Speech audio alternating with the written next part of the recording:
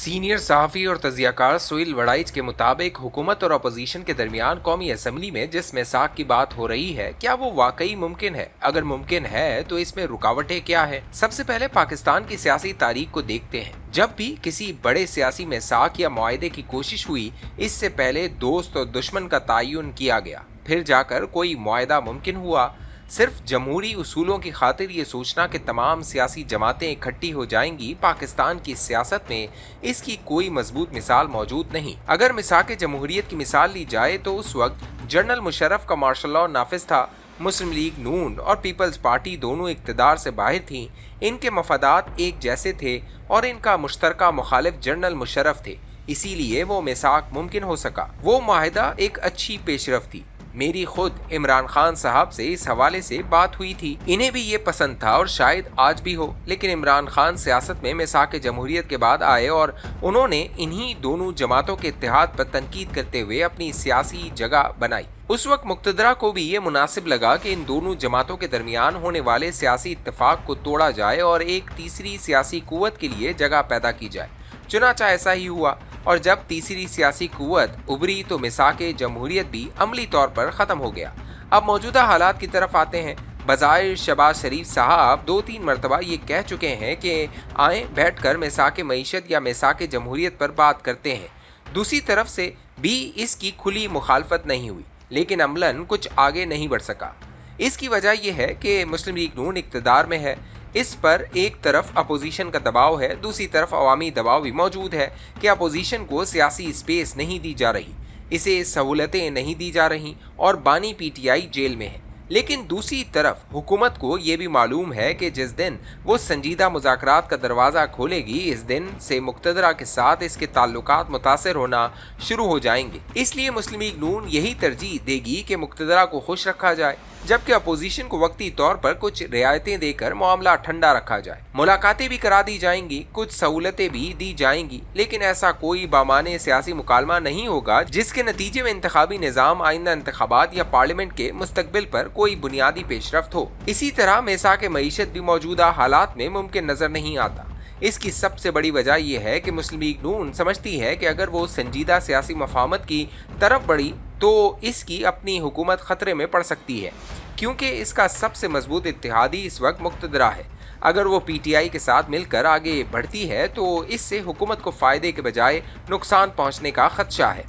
यकीनन इससे जमहूरियत, पार्लियामेंट और सियासत मजबूत हो सकती है, लेकिन बदकिस्मती से पाकिस्तान में रिवायत यही रही है कि हुकूमत को मजबूत करना अहम समझा जाता है।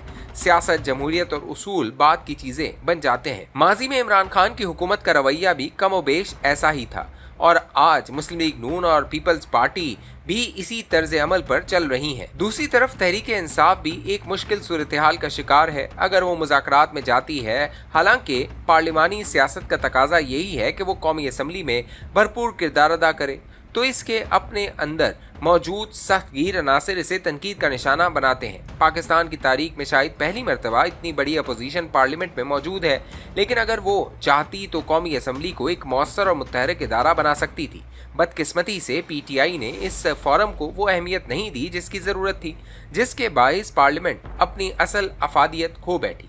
अब अगर मुज़ाकरात होते भी हैं लेकिन कोई बड़ा नतीजा सामने नहीं आता तो तहरीक इंसाफ के अंदर से ही मुज़ाकरात करने वालों पर इल्ज़ामात लगना शुरू हो जाते हैं कि वो हुकूमत से मिल गए हैं या उन्होंने समझौता कर लिया है। इसलिए हर शख्स ये सोचता है कि अगर मुज़ाकरात में बैठूंगा तो मुझे हासिल क्या होगा। हालांकि असल सवाल ये होना चाहिए कि पहले मिसाक तो हो, फिर इसके नताइज सामने आएंगे। इस वक्त हुकूमत कुछ देने की पोजीशन में नहीं, जबकि अपोजिशन कुछ हासिल करना चाहती है, वरना वो अपने वोटर के सामने गैर मौसर दिखाई देगी। यही बुनियादी तजाद मौजूद है जिसकी वजह से फ़िलहाल किसी बड़े सियासी मिसाक का इम्कान नज़र नहीं आता।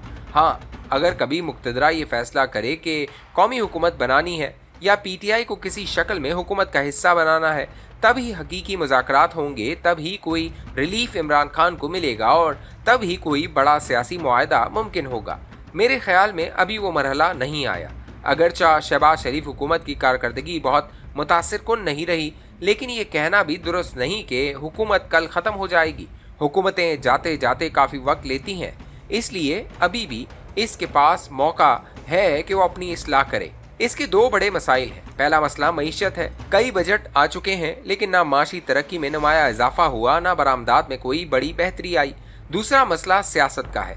जब आपके पास हकीकी सियासत ही न हो, आप आवाम से राब्ता न रखें, हलकों में न जाएं, तकारीर न करें, लोगों को सियासी अमल में शरीक न करें, तो फिर हुकूमत की बुनियाद कमज़ोर हो जाती है। शायद हुकूमत का ख्याल था कि पहले इस्तेहकाम ले आएं, फिर मईशत और सियासत को बेहतर करें, लेकिन मईशत पर इब्तदा ही से भरपूर तवज्जो देनी चाहिए थी, जो नहीं दी गई। हकीकत यह है कि अमली तौर पर कोई बड़ी तब्दीली नज़र नहीं आती। सिर्फ ये कहना कि डिफ़ॉल्ट का ख़तरा टल गया या इस्तेहकाम आ गया आवाम के लिए काफ़ी नहीं। असल सवाल यह है कि क्या आम आदमी की ज़िंदगी बेहतर हुई? क्या किसान को फ़ायदा हुआ? क्या मज़दूर को फ़ायदा मिला? क्या सनतें दोबारा चल पड़ी? अगर इन सवालों का जवाब नफ़ी में है तो हुकूमत पर सवालात बरकरार रहेंगे। अगर हुकूमत अपनी इस्लाह नहीं करती तो फिर नए सियासी सेटअप की बात होती रहेगी। मुमकिन है आइंदा किसी नए इंतज़ाम में तहरीक इंसाफ या इसका कोई धड़ा शामिल हो और उस वक्त मुस्लिम लीग नून समेत दीगर जमातों के दरमियान किसी वसीतर कौमी इत्तफाक राय की बुनियाद रखी जा सके। मुमकिन है उस वक्त मिसाक जमहूरियत, मिसाक मईशत या दीगर कौमी मामलात पर वसी इत्तफाक राय पैदा हो जाए, लेकिन मौजूदा हालात में मेरे नज़दीक ऐसा होना मुमकिन नज़र नहीं आता।